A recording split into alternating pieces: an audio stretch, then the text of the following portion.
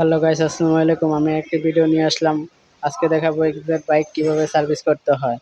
এটা অনেক সময় দেখবেন আপনার গাড়িটা বাঁকতেছে না, অথবা গাড়িটা বার হয়ে রয়েছে, অথবা আপনার ব্রেক শু ব্রেক প্যাড এগুলোতে আপনার শব্দ করতেছে, মাইলেজ কম পাচ্ছেন। যখনই এই সমস্যাগুলো দেখবেন অবশ্যই আপনারা সার্ভিস সেন্টারে নিয়ে আসবেন। এটা পেট সার্ভিস হয়েছে, মাইলেজের ইস্যু আসলো। তো মাইলেজের ইস্যুগুলোর জন্য আমরা চোখ কেবলটা চেঞ্জ করছি, চোখ কেবলটা জাম ছিল।